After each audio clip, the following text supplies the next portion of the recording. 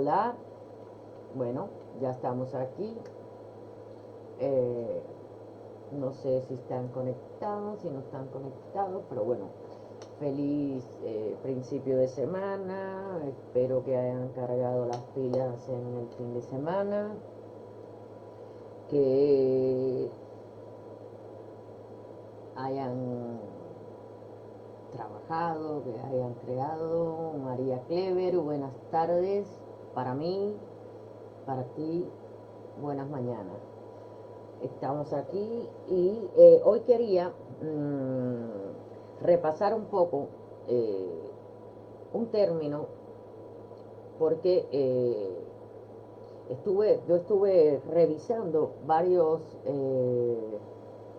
Hola Víctor.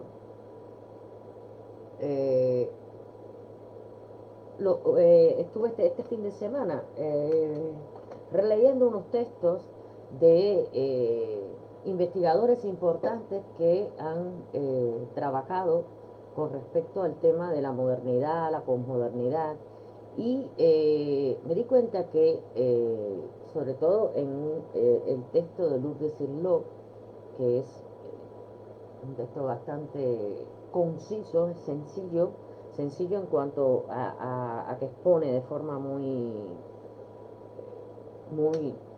regular y cronológica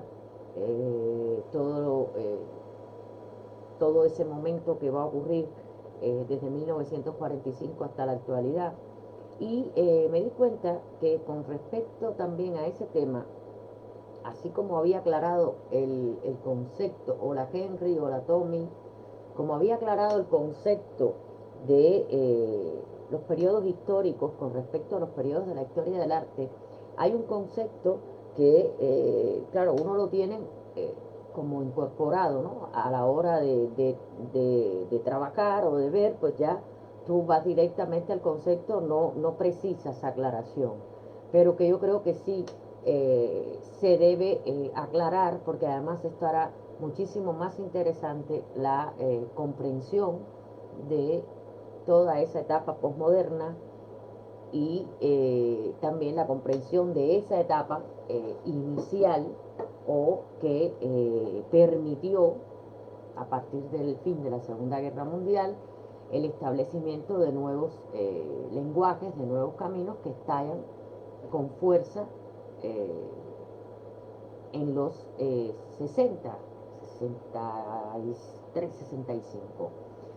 Vamos a ver, siempre cuando nos referimos, bueno, generalmente los historiadores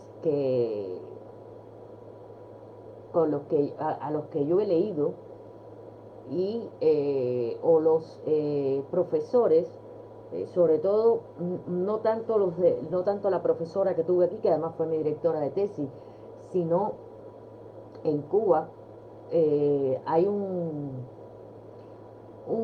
pequeño agujero que no diferencian, y es que cuando se refieren a vanguardia, es decir, cuando ellos se refieren a modernismo, es como si fuera un sinónimo de vanguardia, y realmente no es así.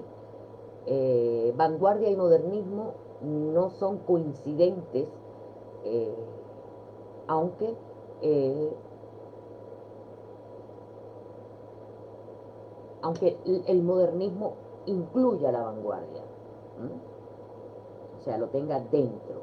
El modernismo es, o la modernidad, es un proceso que surge a finales, eh, muy finales del siglo XIX, y que para el arte comenzaría fundamentalmente con los neoimpresionistas, a la cabeza de ellos estarían Van Gogh y Gauguin, también Cézanne, que retoman, hacen un cambio de lenguaje con respecto a los impresionistas, que son los que estaban, hola Raciel, que estaban los primeros experimentadores en el terreno de lo plástico.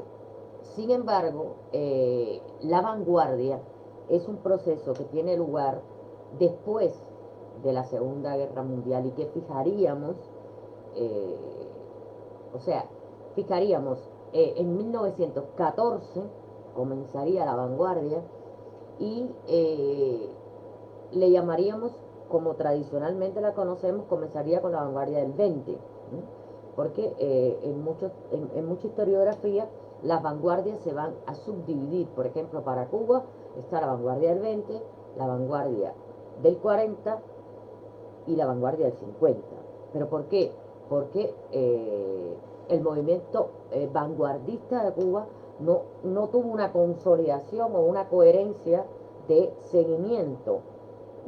No tuvo un proceso de acción-reacción que permitiera extender y llamar a todo el periodo como vanguardista. Pero en el resto de lo que es Occidente, sí se considera la vanguardia como un proceso sucesivo, y el modernismo como el proceso más envolvente, podríamos decir, a nivel de situación temporal, hasta la posmodernidad. Modernidad, finales del 19 hasta el 45. Posmodernidad sería del 45 en adelante, según terminología artística. Pero ocurre que aquí entra como un pequeño círculo lo que sería la vanguardia. La vanguardia se establece en el siglo XX a partir de 1920 y se va a extender el proceso vanguardista hasta 1945. Entonces, ¿qué han llamado los historiadores del arte? ¿Cómo se ha dividido? Y por eso recurrí a este texto de Luc de Sildó, porque es muy, muy explicativa con respecto a esto y eso nos va a permitir entender muchas características en esta subdivisión tan fácil que hace ella. Cuando hablamos, decimos, bueno, vanguardismo, la vanguardia. Hay una diferencia abismal entre la primera vanguardia, o sea, la primera parte de la vanguardia del siglo XX, por ejemplo, hasta el futurismo, y va a haber una diferencia grande con respecto a el surgimiento del surrealismo y el dadaísmo. Es decir, para nosotros, esta primera parte de 1920 hasta que surge el surrealismo y el dadaísmo, sería llamado modernidad solamente. Y llamaríamos movimientos de vanguardia por determinadas características a partir del surrealismo, dadaísmo y todos los movimientos que van a devenir después ya con otra proyección. Y lo vamos a explicar porque vamos a ver qué características, por ejemplo, diferencian la producción del futurismo, del cubismo, del fauvismo, con respecto a lo que podría ser el dadaísmo, el hiperrealismo, perdón, el surrealismo, el dadaísmo, y van a ver que son movimientos diferentes, sobre todo en el cambio brutal que hace el surrealismo y el dadaísmo con respecto a estos movimientos anteriores que son modernos, que si hablamos, por ejemplo, de artistas o de movimientos muy específicos, o sea, los FOBE fueron vanguardistas, pero lo que se continuó, lo que se siguió haciendo, ya no era una vanguardia, ya no fueron vanguardia, ya no fueron los primeros, o sea, era algo que se fue desarrollando y como incrementando una experimentación con ese lenguaje que había dejado o que abrieron los FOBES, rompiendo directamente con los postimpresionistas. Bien, y bueno, ahí podemos analizar con los FOBES todo lo que fue el expresionismo alemán, bueno, una serie de artistas muy importantes que sí marcaron una diferencia rápida con el lenguaje. Ahí hay un periodo de vanguardia, porque son aquellos núcleos que dentro de la modernidad se van a destacar como por romper esa modernidad en picos. O sea, va así, lo Fauve, ¡pum! Todo lo que fue el expresionismo. Después se va desarrollando en el cubismo. Bueno, el cubismo tiene una alteración en un momento determinado con la figura de Picasso, pero es en torno a su figura. El futurismo, bueno, se mantiene, hay mucha relación entre el cubismo y el futurismo.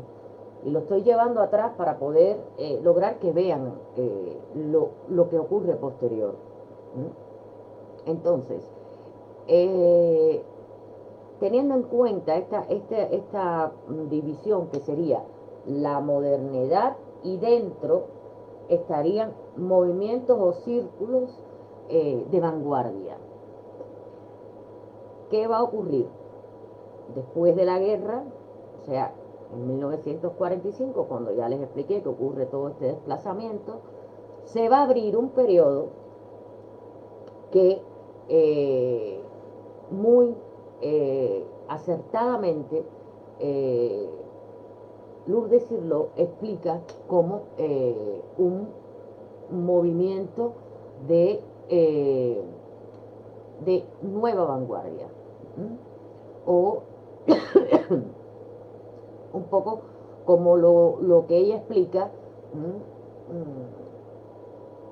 una manera de clarificar lo más posible este periodo que fue bastante convulso, y si lo podemos agrupar de esta manera, nos permite tener puntos de conexión, porque cuando nosotros empecemos a hablar de movimientos como neohistoricismo,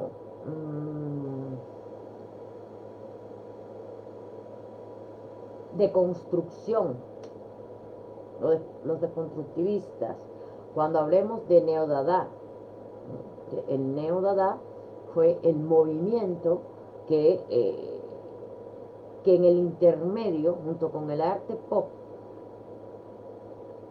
podríamos decirse que inició la revuelta vanguardista dentro de ese final de la modernidad que se extiende hasta el expresionismo abstracto y el informalismo. No sé si me entienden o no. ¿Me entienden lo que estoy hablando? ¿Por dónde quiero ir?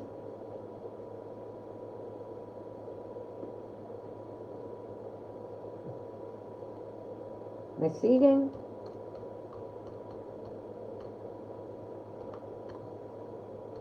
¿Alguna duda?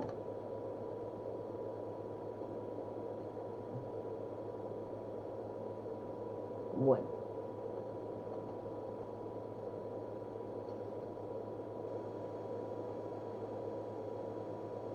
Entonces, ¿qué es lo que va a diferenciar a un momento de otro? Cuando ese modernismo termina con este movimiento que tuvieron los dadaístas y los surrealistas, y muchos movimientos que se fueron desperdigando por el tema de la guerra. ¿No, Henry? ¿Qué no entiende, Henry?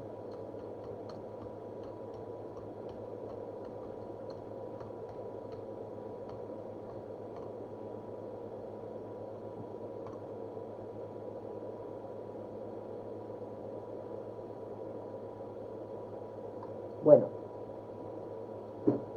decía, volvemos a hacer el esquema. 1920, 1945, tenemos la modernidad. Dentro de la modernidad vamos a tener consecutivos picos de vanguardia. O sea, son movimientos que dentro de toda esa línea que es la modernidad van a provocar rupturas de lenguaje, rupturas de forma, rupturas de concepto, rupturas de relación con el espacio artístico, ruptura de agrupación entre ellos. Esos van a ser los picos vanguardistas. Esa modernidad termina en el 45. ¿Y qué vamos a tener? Del 45, 50 y principios de los 60, se le ha dado en llamar a este periodo, se le ha dado en llamar segunda vanguardia, como un intermedio, o sea, una segunda vanguardia dentro de un circulito que podríamos llamar un intento de extensión de la modernidad, por decirlo de alguna manera. Recuerden que la posmodernidad existe porque la modernidad se agota en cuanto al lenguaje artístico. Entonces, este pedazo de 40, 50, 60, aunque se hable así en décadas, siempre lo hemos definido con años muy concretos, se le va a llamar segunda vanguardia. Y va a ser como si aquí está esta primera modernidad de la que hablé, con los círculos de vanguardia, y se le hiciera un apéndice a esa modernidad, seguiríamos con la modernidad, le borraríamos un poquito porque pasaría, es como un esfuerzo, porque ese arte, después de una guerra, después de un movimiento de transatlántico, de los puntos de relación artístico, es como intentar que ese movimiento no se desarme, pero era un movimiento que ya estaba agotado y que siempre he dicho muchos críticos y muchos historiadores siempre han hablado de que la modernidad fue un proceso inconcluso, más en unos sitios que en otros, pero hay una necesidad, y por supuesto esa necesidad no es por parte ni de los artistas, ni por parte, o sea, el artista está inmerso y no sabe que está metido en esa célula que yo estoy dibujando. El artista está. Es una necesidad, y no es vana, no es etiquetar, es un poco poder dilucidar por fragmentos donde realmente ocurren las verdaderas rupturas y donde verdaderamente ocurre lo importante con relación al conocimiento y con relación a la innovación del arte de todo ese periodo que es muy grande, muy grande y lleno de muchos artistas. Entonces, contextualizando nada más Occidente, o sea, sin llevarlo en ningún momento para abajo, ¿no?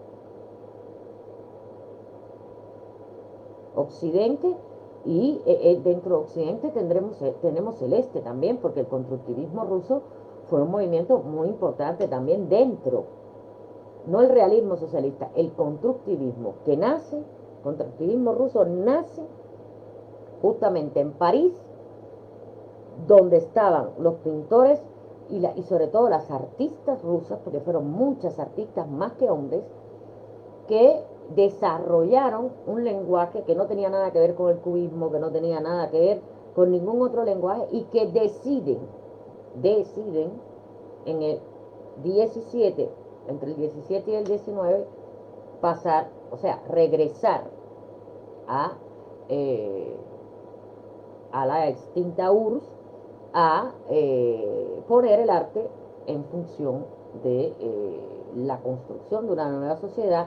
Error garrafal, porque muchas de ellas, si no es porque existimos investigadores que estamos rascando en busca de mujeres, no se escucharía ninguna, porque Alexandra Esther fue una de las mayores vanguardistas de su tiempo en París, fue la mentora de Amelia Peláez, fue su profesora durante todo el tiempo y su mentora y su amiga hasta el final. Y, o sea, yo encuentro mucha información sobre Alexandra Esther a partir de que voy tirando del hilo de Amelia Peláez. Y una de las artistas cubanas que más ha realizado homenajes a este movimiento ruso que al irse a construir la nueva sociedad se topa con que eso que ellos hacían era un arte completamente desideologizado y era un arte netamente improductivo en esa nueva sociedad soviética. Eh, Uno de las artistas que más los ha homenajeado es Sandra Ceballos, que ha hecho exposiciones a, eh, o sea, de homenaje con su pintura a Liubov Popova, a Jaulenki, a Alexandra Esther, a muchísimas artistas rusas que ella indagó también en su búsqueda de ese estigma de el artista disidente o el artista encerrado, ¿no?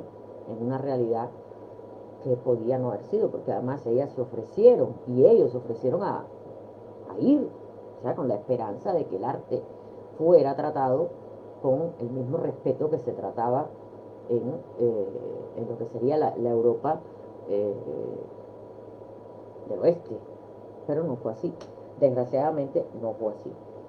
No obstante, ellas dejaron su impronta, son hoy pintoras muy valoradas a nivel económico y son pintoras muy valoradas a nivel de su papel dentro de la historia del arte.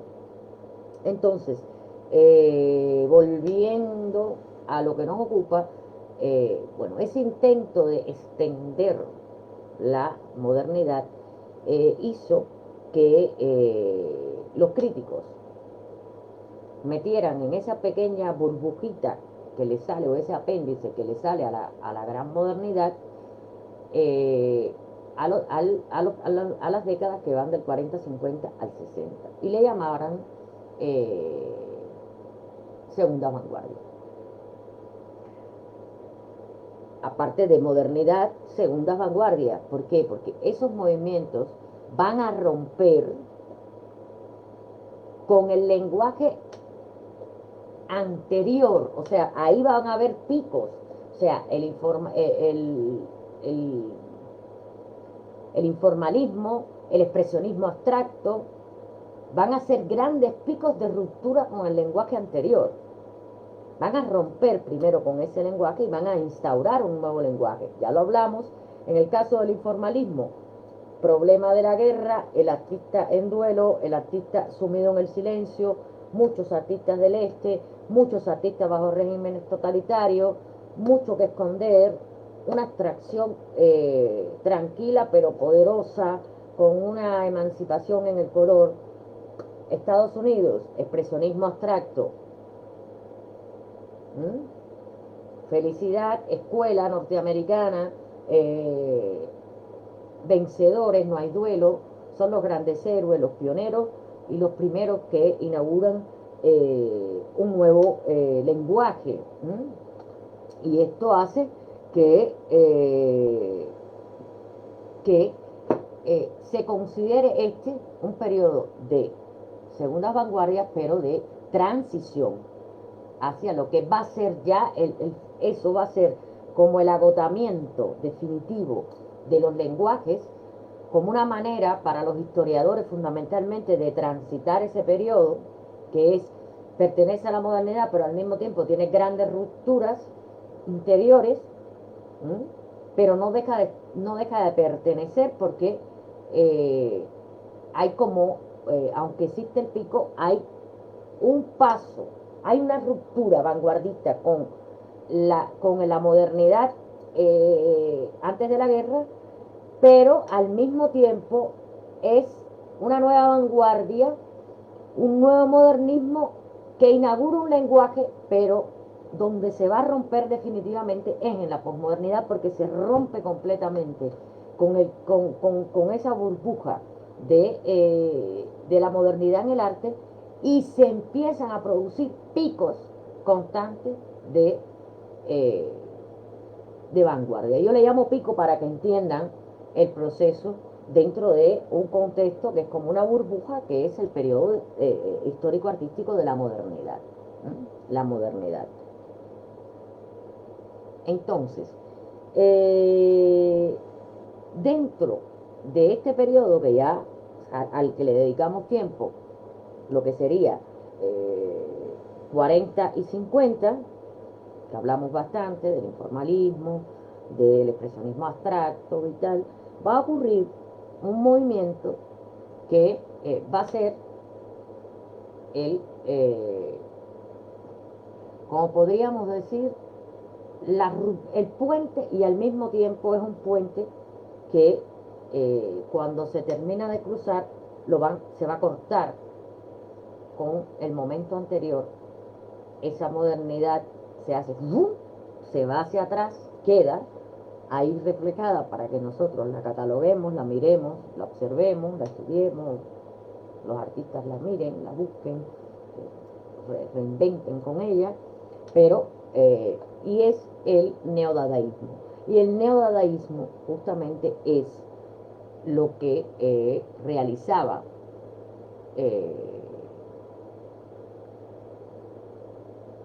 Rauschenberg. Rauschenberg es un ejemplo de neodadaísta. Es así como realmente se le llamó a ese periodo. Y dentro de los 60, que seguimos en ese puente ya de ruptura grande para iniciar la posmodernidad, o sea, Rauschenberg sería como si fuera una, intento decir lo que une las puertas, una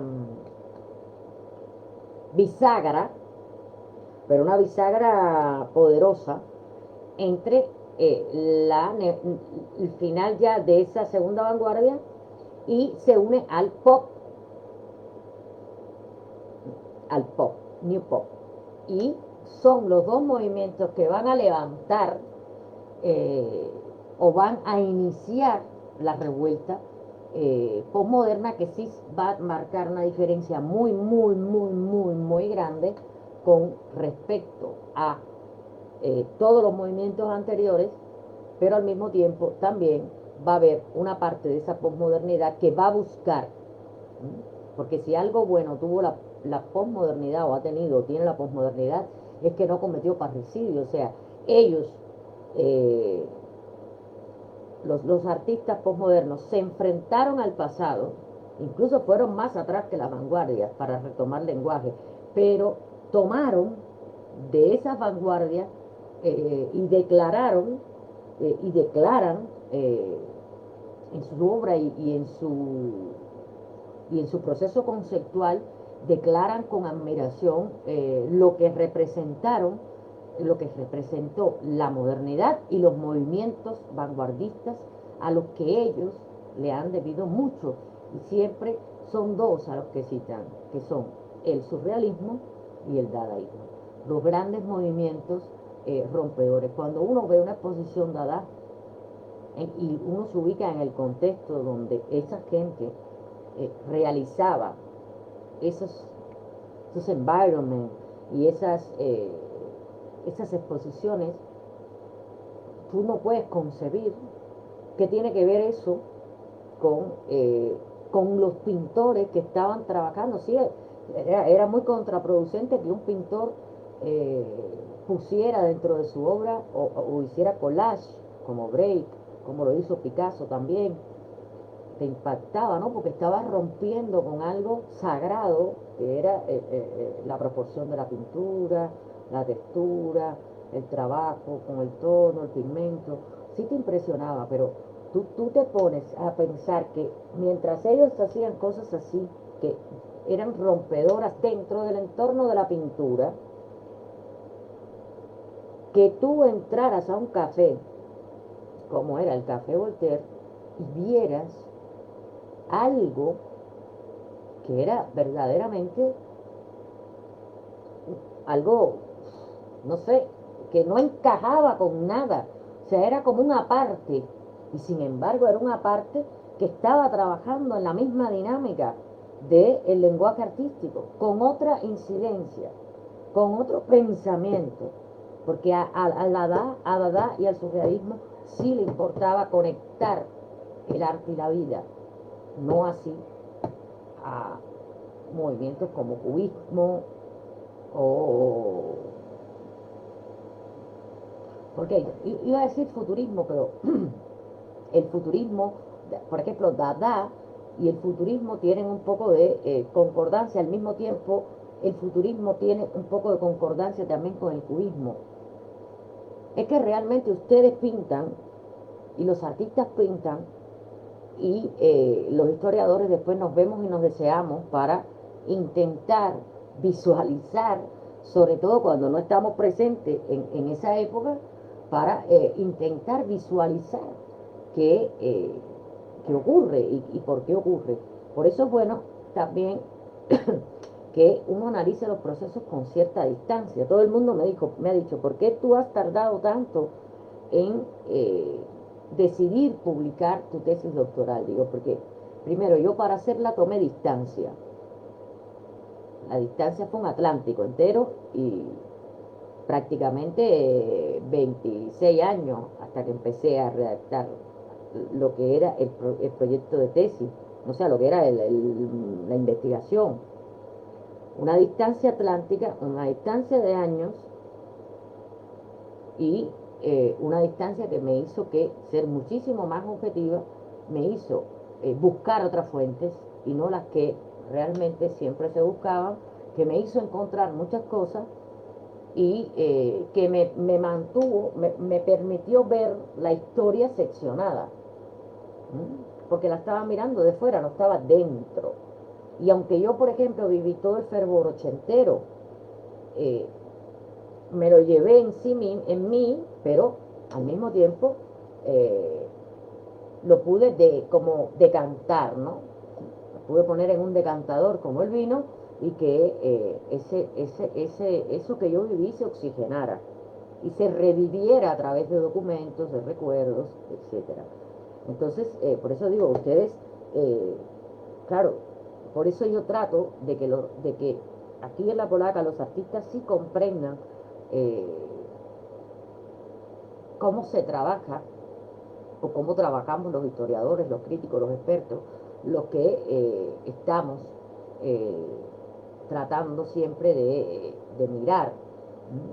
Y claro, yo sé que a veces es complicado porque yo quiero dar la mayor exactitud posible para que ustedes se ubiquen y realmente me doy cuenta que he dado 3 clases diferentes, 3 conferencias diferentes que son afines, pero que me he apoyado en 3 ideas diferentes con respecto a la posmodernidad. Y eso no me preocupa porque incluso son, para mí, son ideas que también están en mis análisis. O sea, yo no sigo una sola línea de visión porque si no estaría dándome contra la pared siempre porque habría cosas que se me escaparían. Forma parte también esos diferentes tipos de análisis de un mismo proceso eh,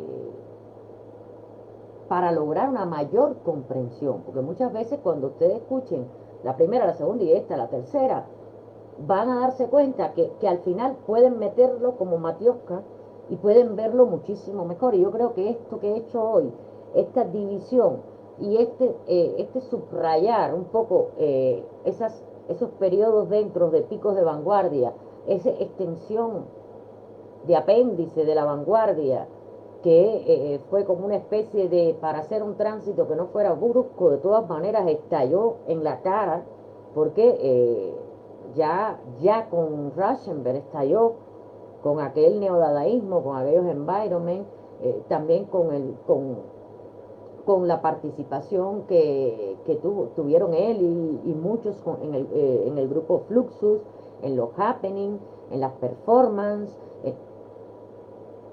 en todo eso, ya fue un estallido bestial. O sea, se trató de, porque también siempre, aunque nosotros vemos en la distancia, en el momento que ocurre, eh, para nosotros cuando lo vemos historiográficamente o en una exposición, notamos una quiebra, notamos una grieta, notamos una ruptura, pero para los que viven el momento, esa ruptura es brutal, porque es mirar lo que está aquí y cuando miras así es otra cosa completamente diferente a ayer.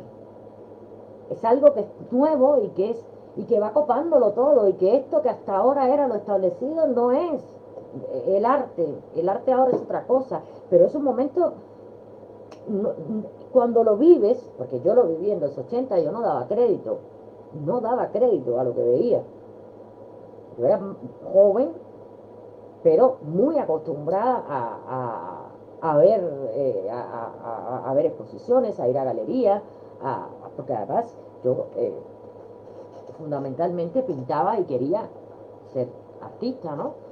Y me interesaba mucho verlo. Y yo me recuerdo que cuando yo fui por primera vez a ver la primera muestra de arte de los 80, creo que fue en la segunda Bienal de La Habana, yo de verdad que no daba, y eso era lo que se estaba moviendo y se estaba exponiendo en el Museo de Bellas Artes. Ahora hay dos, pero antes era uno solo, o sea, cuando todo lo que estaba arriba eran las colecciones, no sé, quizás lo más cercano que había en aquel momento era Antonia Iris, a eso que estaba ahí abajo. Y es impactante, se produce y el choque es brutal. Cuando lo miramos históricamente es como si viéramos un ecocardiograma, ¿no? Te ves que aquí, y entonces vas a ese punto, lo acercas y te das cuenta, pero los artistas no son conscientes de la ruptura que provocan, ni son voluntariamente eh, guiados por ellos mismos para hacer una ruptura. Ellos sencillamente ya traen el germen de eh, del descontento y de la no comprensión de eso. Y traen consigo una inconformidad porque no sienten que ellos tengan que expresarse en esa forma porque no es la forma en que ellos entienden el mundo y en que ellos han aprehendido el mundo. ¿Mm? Y entonces comienzan a trabajar y comienzan a exponer de forma masiva y brutal. O sea, la exposición de Rauschenberg tiene que haber sido con la gente con las mandíbulas aquí abajo, porque salíamos de la, de la, del expresionismo abstracto. ¿Qué te dirían? ¿Y esto qué cosa es? Esto es un environment, un neodada. Y ya no cuento cuando pudieron ver una exposición eh, del pop, que no solo es Warhol, que no solo es Warhol, pop hay más, pero es impresionante que te fue, que era como si te estuvieran bofeteando la cara. Cuando tú ibas a una exposición, decías, sí, aquí sí va a haber cuadros, claro, y te encuentras que esas personas que iban a comprar a la galería se dan cuenta que tienen delante una caja de detergente del que compra su criada, porque ellos ni siquiera van a comprarlo. Dicen, pero esto lo tengo en mi casa.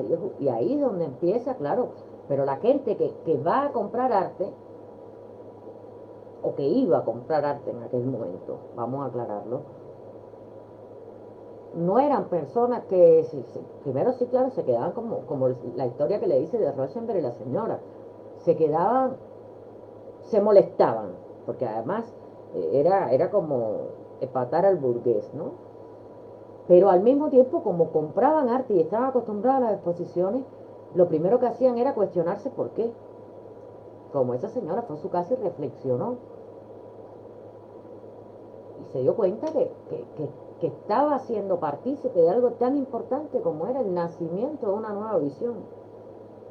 Y cuando da lo mismo, o sea, la gente decía, sí, pero es que no puede ser que esté en la galería por gusto, no puede ser que esté en un museo, que haya una exposición, porque antes los museos eran quienes verdaderamente organizaban grandes exposiciones, no eran solo sitios para almacenar piezas y ponerlas en la pared y tenerlas como colecciones permanentes. Realmente los museos eran instituciones donde se exponían eh, y se hacían retrospectivas, y en eso, por ejemplo, el Reina Sofía y el Thyssen son dos museos muy característicos de exponer, de traer exposiciones, muy, muy característicos.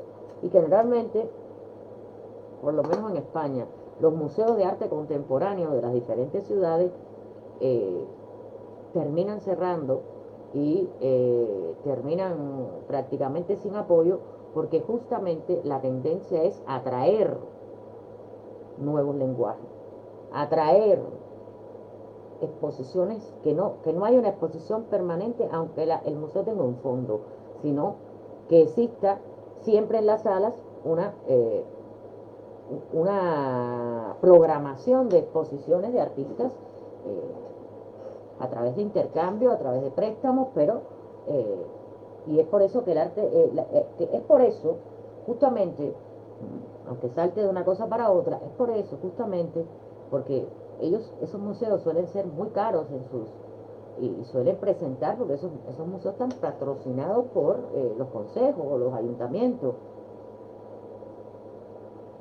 y suelen eh, dar lugar a el aprovechamiento, o dieron lugar también en su momento a el aprovechamiento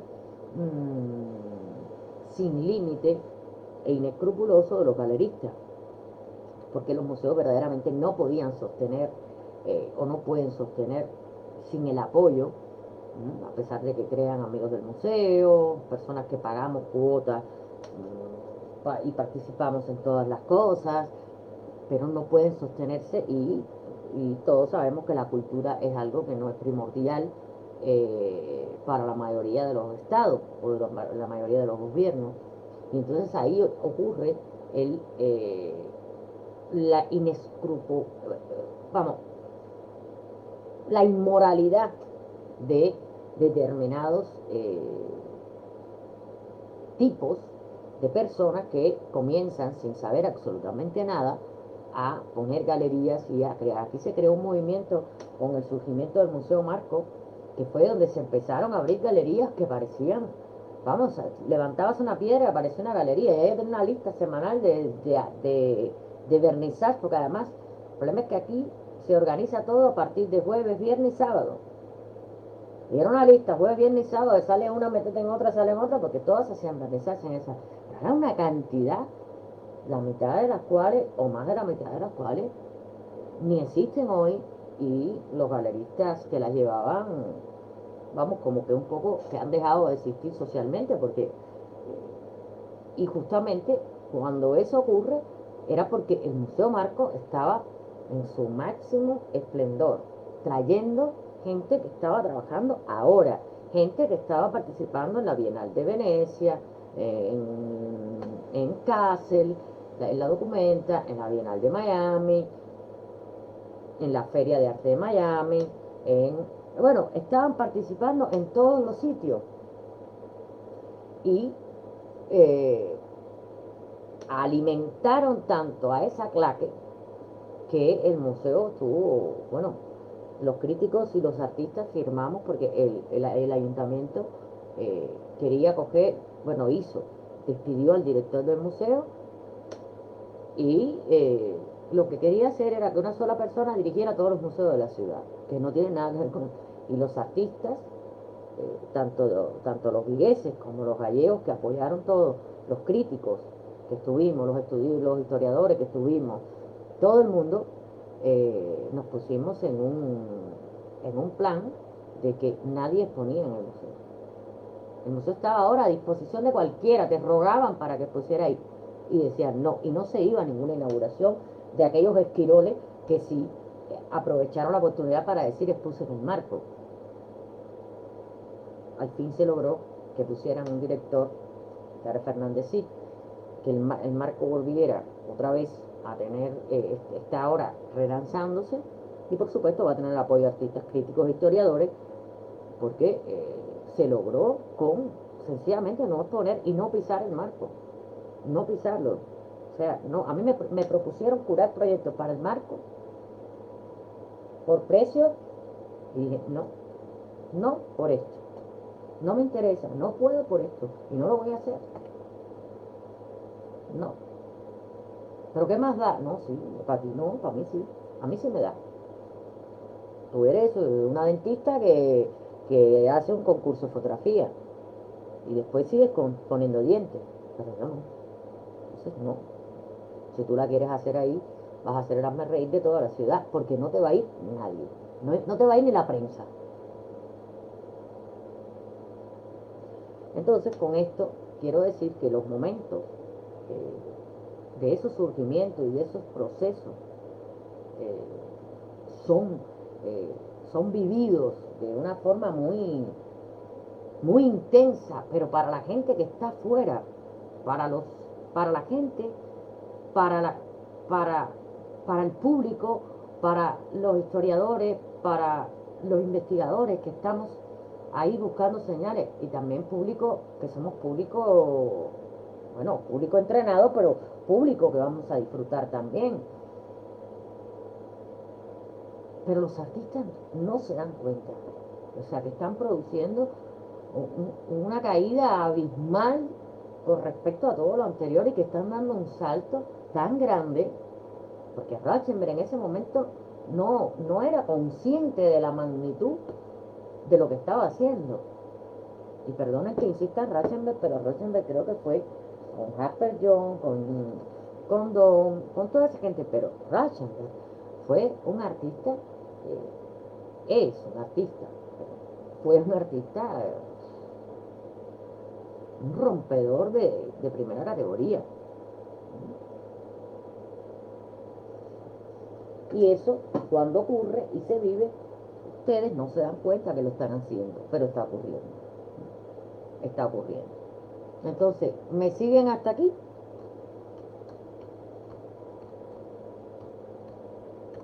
¿Me siguen? ¿Algo que preguntar?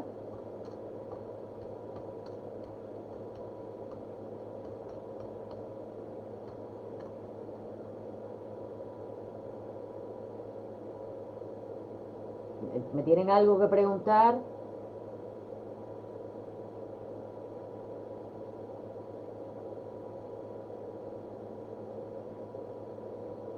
¿Nada? Sí, pregúntame. Dime, Tony, ¿qué quieres preguntar? No sé por qué tarda tanto en que me... Ah, no, no quieres preguntar. Vale. Bien. Entonces, si nos ubicamos en el periodo este intermedio, en la llamada segunda vanguardia, eh, y en lo que se va a continuar después, en lo que ya es la posmodernidad, nos vamos a dar cuenta de algo que llama mucho la atención durante el periodo, y es el hecho de que van a existir múltiples y diversas opciones dentro del mundo artístico coincidiendo por primera vez, múltiples y distintas. Porque muchas veces cuando nos retrotraemos a la primera vanguardia pensamos que todas esas cosas que vemos, cubismo, que todo el mundo iba surgiendo a la vez. No. Cuando el movimiento de los Fabets existieron muchos tipos de expresionismo, pero eran movimientos expresionistas, todos. Y ahí un cambio de lenguaje. ¿Cuándo es que se empiezan a mezclar y no existieron tantos como van a existir ahora? Cuando surge el surrealismo, surge, quise decir,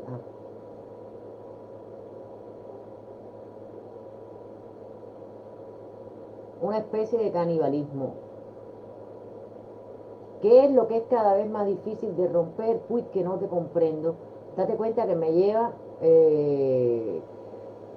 todo como muy atrasado con respecto a lo que voy hablando y no comprendo a qué te refieres específicamente, que debe ser algo interesante, por eso te pregunto. ¿Mm? Si me puedes responder, cuando tú me respondas, yo paro y te vuelvo a contestar. Entonces, nunca habían surgido tantos movimientos eh, y tendencias a la misma vez. ¿No? Porque en otras épocas lo que existía era una acción-reacción. que en el mundo del arte va a significar que tras un periodo más o menos clásico o más o menos no clásico, aparecía otro opuesto. Sin embargo, en el siglo XX, y comenzó en los primeros movimientos que fueron vanguardia dentro de la modernidad, no va a haber periodos de transición entre una tendencia y otra.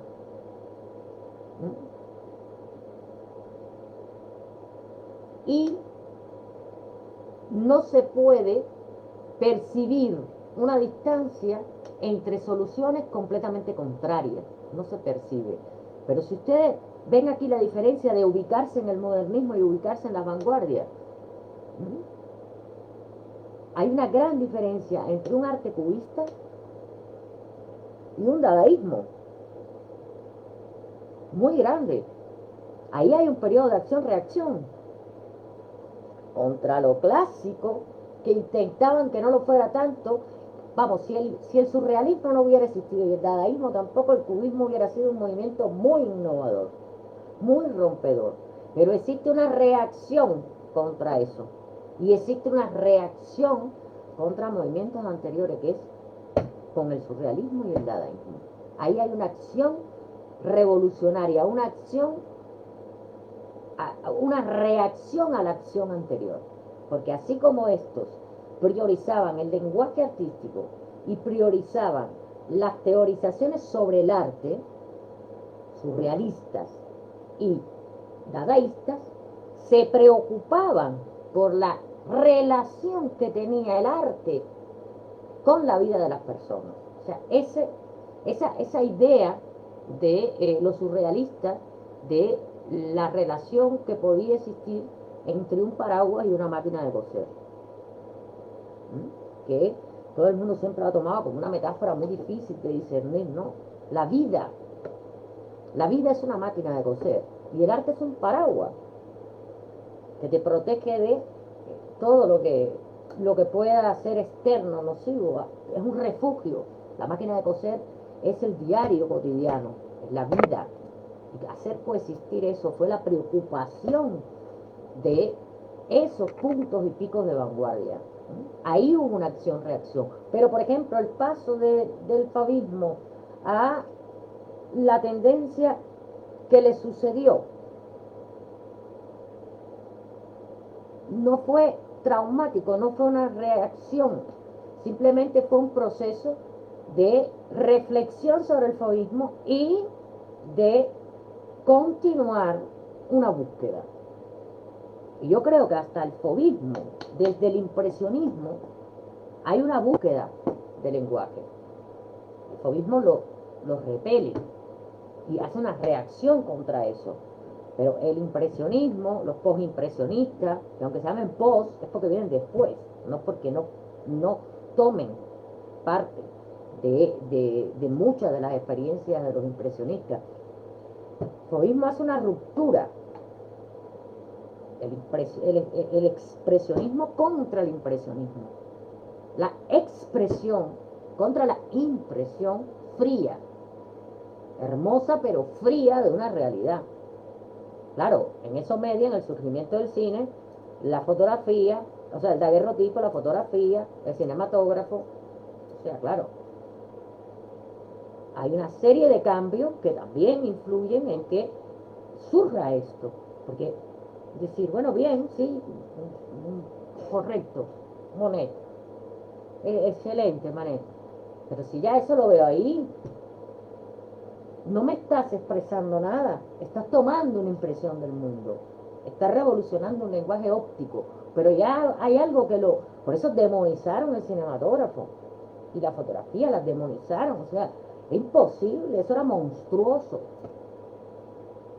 Hasta que los jóvenes dicen, no, lo que es monstruoso es que el arte no ponga en juego las emociones y los sentimientos y no se comunique con el público a través de emociones y sentimientos y haga una reducción total y absoluta de lo que es el lenguaje o la factura de la técnica para ponerla en función de ¿qué?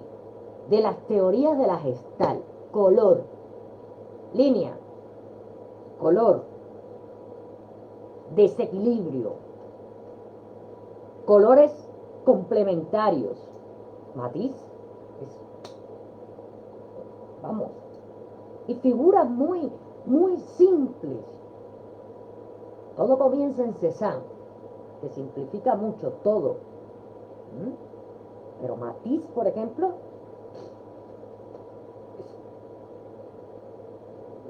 no, o sea, pones un Monet y pones un Matiz, vamos, a irse, vamos, de ahí porque no tienen absolutamente nada que ver. Si los que han ido a París, al Museo d'Orsay, tienen todo el recorrido. Uno que sí fue, empezó un poco a darle la vuelta fue Gauguin. No Van Gogh, Gauguin.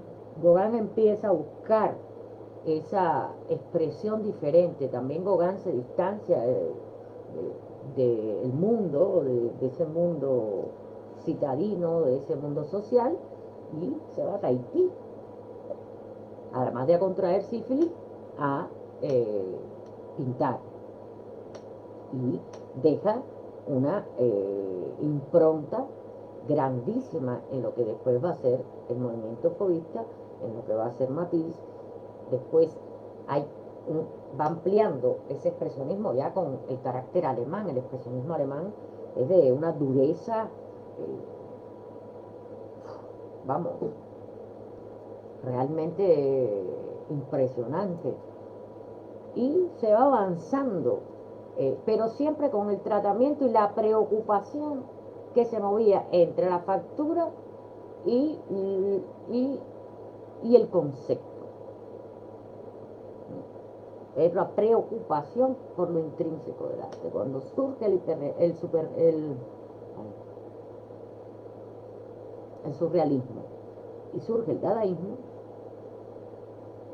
no tiene nada que ver. Yo ya les dije que fui al Georges Pompidou a ver el día de la inauguración. Además llegamos a París y fuimos directo. Y yo no daba crédito a lo que estaba viendo, porque además tuve que ir 3 veces, porque todos eran papelitos pegados en todas las paredes. Bueno, habían salas con toda la obra de Marcel Duchamp en una sola sala, que era impresionante. El arte portátil, la rueda, el urinario, la mujer bajando las escaleras, el gran vidrio que estaba en una sala solo. Bueno, impresionante. Pero es que antes de eso, para poder llegar a eso, ahí, yo fui con Ana y Ana me decía, pero es que no puedes mirarlo todo. Digo, pero es que lo que no puedes dejar de mirarlo todo, porque es que esto es alucinante, es que ellos lo hacían esto. Y claro, en todas las salas, con proyecciones de películas de diferentes actuaciones en el Café Voltaire, todos los programas, todos los poemas de Tristán Tzara. O sea, era una cosa que no tenía absolutamente nada que ver con ningún planteo, ni formal ni conceptual. Era una ruptura y era una comunicación otra con la vida. Realmente cuando hablamos de surrealismo, todo el mundo va a Dalí.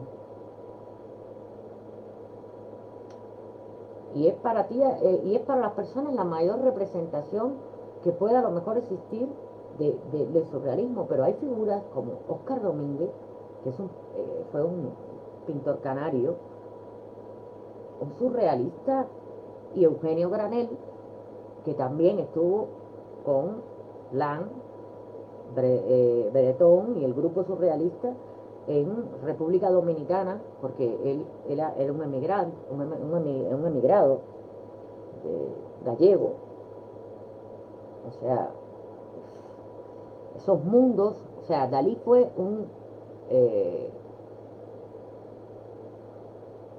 fue realmente mucho más dadaísta en el sentido de sus puestas en escena, y su surrealismo fue como más clásico.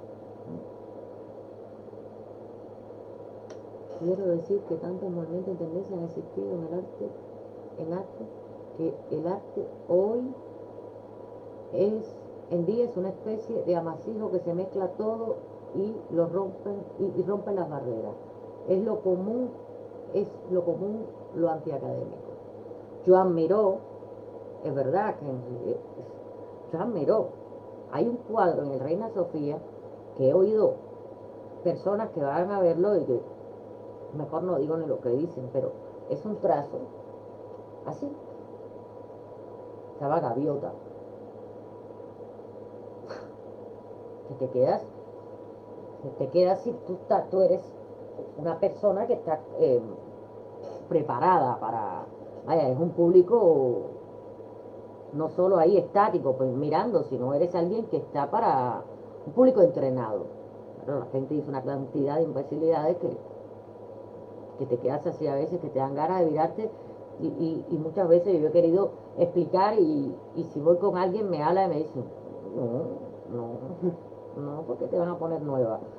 Pero Miró fue otro de los grandes, pero si vamos a Dalí fue mucho más dadaísta con las puestas en escenas que hacía, que eran fantásticas, espectaculares, que dentro del propio surrealismo, su obra surrealista, que es impresionante, fue más clásica, pero sin embargo, lo que él legó después, que es el Castillo de Figueras, es toda una obra conceptual en sí misma, toda una obra conceptual en sí misma, apegada al surrealismo, muy apegada, pero con ese concepto surrealista de mezclar arte y vida.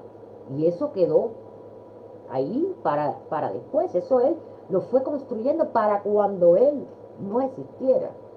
Yo me recuerdo la primera vez que fui, que estoy entrando en una sala después de haber salido de otra, y siento que de pronto hay algo como que me está aplastando, pero aplastando, y cuando miro hacia arriba era una pintura en bóveda, o sea, una bóveda prefabricada sobre el techo, y era Dalí desnudo, la figura de Dios, y tocándose con la punta del dedo. Cuando yo miré así, yo no daba crédito a aquello, porque además sentía, él la hizo con la sensación de que te aplastara. Después entró a otra sala y vuelvo a sentir, pero además empecé a sentir como una sensación de terror, porque ya pasaba de una sala a otra y Leonora Carrington también, que van más a la forma, en medio, hasta las políticas. Para mí estamos viviendo una época de una nueva negación, aunque vivimos un momento de una pintura expresionista más concreta. A ver, que me equivoqué. Bueno, lo que están diciendo es correcto, no porque lo diga yo, sino porque lo dicen ustedes, que son los genios, y porque es verdaderamente así. Yo ayer entré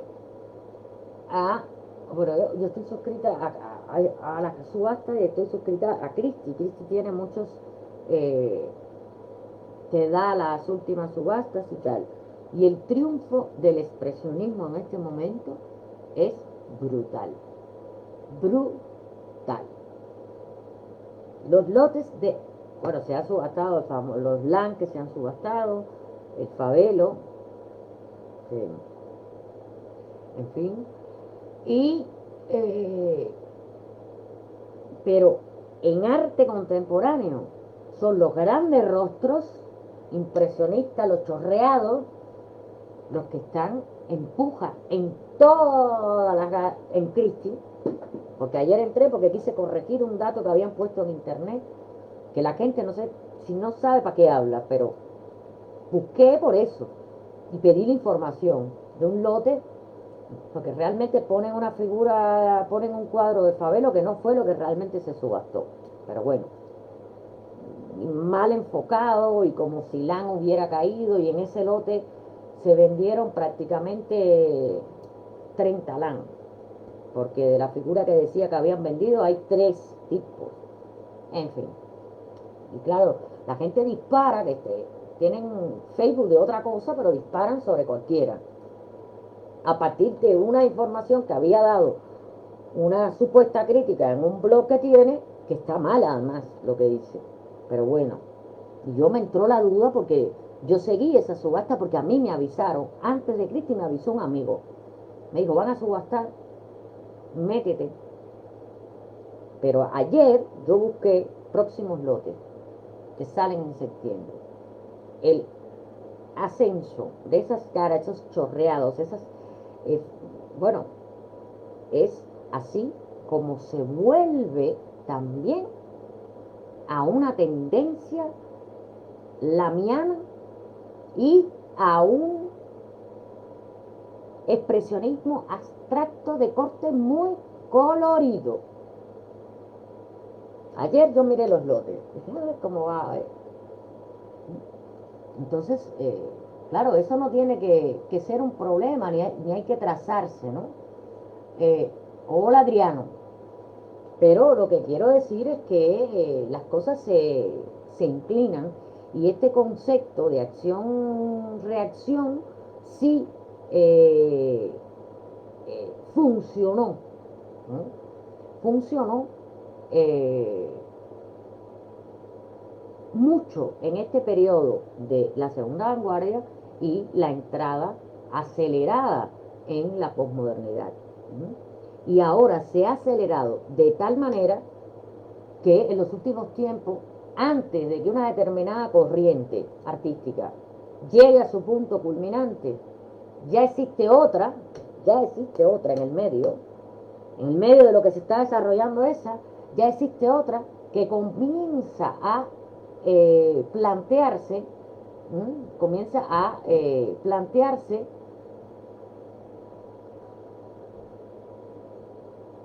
y cada vez de manera más compleja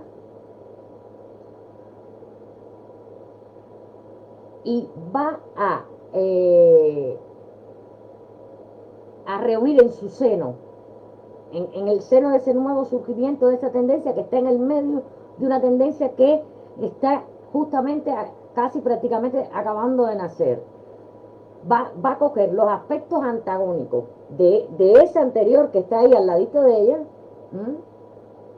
y al mismo tiempo va a hacer referencia positiva a aspectos de aquella. O sea, ese enfrentamiento cáustico tan típico del artista romántico y tan típico de los artistas, o de muchos artistas, perdón, que viven en sistemas opresivos, que viven en sistemas donde el arte no es libre, no existe aquí en estos momentos, porque el artista se expresa con libertad. También existe algo, en muchos lugares donde el arte es oprimido y los artistas son oprimidos, muchas veces yo temo, ¿no? Porque yo vi el desarrollo del éxodo masivo de artistas durante los 80. Eran artistas que estaban posesionados, que se posesionaron desde Cuba y una vez que se posicionaron, se fueron. Pero en los momentos, por ejemplo, actuales, yo me pregunto, ¿podrán vivir sin tener una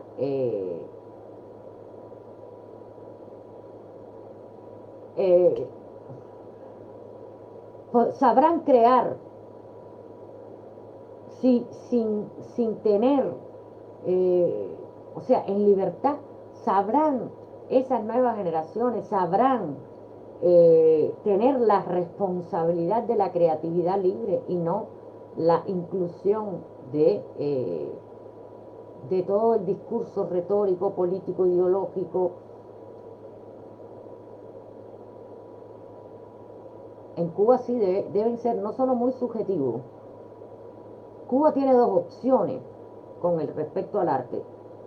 O eres muy subjetivo, o eres como tú, muy, que se la pones en la cara, y es tanto lo que se la pones en la cara que dicen, no me está diciendo esto. O como Tania Bruguera, o como Sandra Ceballos, o como Olimpia, que también se la pone en la cara, y la pasan. O sea, no ven, no sé, no. Pues sí. Y yo, el miedo el miedo no, sino el pensamiento que me surge, y creo que voy a escribir hoy algo sobre eso, es, ¿serán las nuevas generaciones capaces de asumir la responsabilidad que significa crear en libertad? Porque todo el mundo no sirve para ser libre. Hay muchas personas que le gustan tener siempre ese apachachamiento de un ente paterno, sea el Estado, las instituciones, quienes sean, para evadir responsabilidades, para culpabilizar a los demás y sobre todo para saber que están estabilizados, o sea, que están en el establishment detenido y no tienen responsabilidad. O sea, Joaquín Sabina siempre lo dice, por la autopista de la libertad, pocos se atreven a conducir sin cadena. Porque, o sea, ser libre implica ser responsable. Y ser libre significa caminar por tus propios pies. Y ser libre significa estar aquí, por ejemplo, hoy hablando de arte y trazándonos una estrategia para romper esas barreras. ¿Y sabes por qué? Porque los que están aquí, estén donde estén, incluso cuando están en Cuba, son libres. Son libres. Y son responsables, no solo de sí mismos, sino que saben, que tienen la responsabilidad de saber que su arte es importante, no para un movimiento político, ni un movimiento en contra de nada, sino para reflejar justamente y de forma subjetiva aquello que te pasó por la piel, y que tú sabes que lo que te pasó a ti por la piel, ese raspón, le ha pasado a otros tantos que tú conoces, y tener la responsabilidad de hacer la crónica con la pintura. La crónica. Eso es una responsabilidad, y esa es la responsabilidad de ser libre. Pero para ser libre hay que nacer libre, aún en una celda. Porque si hay alguien que fue libre y estuvo mucho tiempo en una celda, fue Nelson Mandela.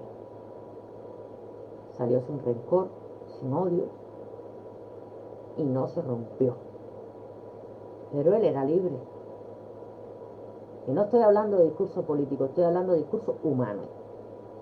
Humano. Se puede ser libre.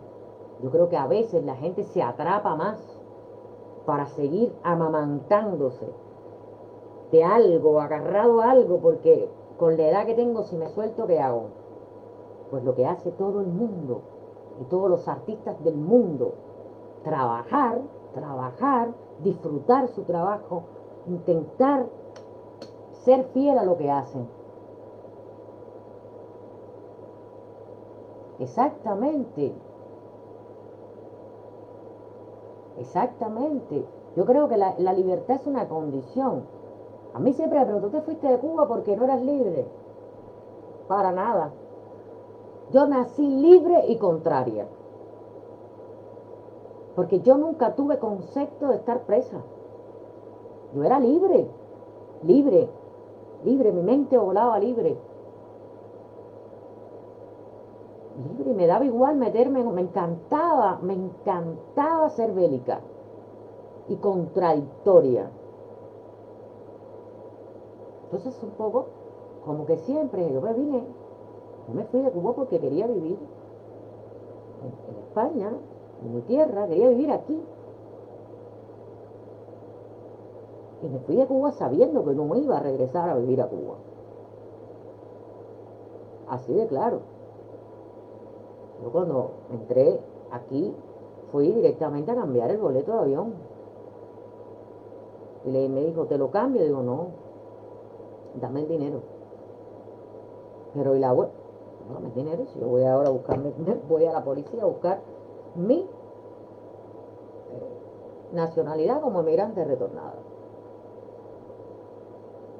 Pero yo no me fui por falta de... Y participé en todo. Estuve hasta en el performance del objeto esculturado. Estaba presente. Incluso hay una foto por ahí rodando donde estoy yo muy jovencita en esa exposición. Estuve en la Galería Thalía cuando pusieron el Che en el suelo y todo el mundo empezó a pisarnos sin darse cuenta o dándose cuenta, porque era una época iconoclasta. Era un arte iconoclasta. Estuve en el proyecto Castillo de la Fuerza, estuve cuando lo cerraron el proyecto, Tania Angulo, Toirá, Ballester. Entonces, lo viví. Y había mucha gente libre. Mucha gente libre. Claro, eran consecuentes con su libertad. Eran consecuentes con su libertad. Porque yo me sentí libre hasta cuando mis padres me exigían que no tenía que llegar a esa hora. Decía, bueno, pues mira, no me cocine. Yo me cocino. Cosa que mi mamá nunca hace, pero no me hagas nada. Yo pago el precio de mi libertad, pero no quiero llegar a esa hora porque yo no sé si va a llegar a esa hora. Eso es algo que un artista y un intelectual tiene que tener. Tiene que tener. Bueno, seguimos mañana entonces. Que me quedan muchas cosas por decir para porque después quiero ir a algunos capítulos de movimientos específicos de esta posmodernidad, movimientos muy especiales como el Minimal Art, Povera, Grupo Fluxus.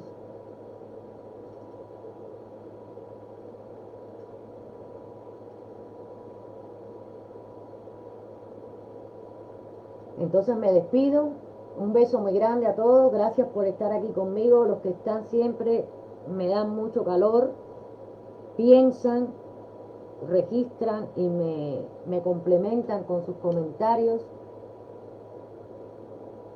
¿Qué dice Alexis? Digo Víctor, yo no sé para qué le digo, bueno, yo te digo Puy. Es que el artista debe tener un principio de un mundo más generalizado con nuestro planeta. Debemos impulsar a todos a hacer un arte que construyamos un hombre mejor, y el arte tiene esa responsabilidad. Un cuadro hecho sin libertad puede estar desbordado de libertad. La libertad es un estado de la mente, justamente. La libertad es un estado mental. Si tú no te sientes preso, aunque estés en una jaula, tú no estás preso. Y por eso digo, Nelson Mandela, años, años, años.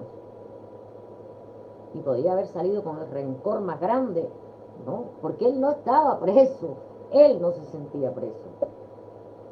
Él era libre porque comulgaba con sus ideas, era responsable de sus ideas y trabajaba muchísimo en su desarrollo personal y mental.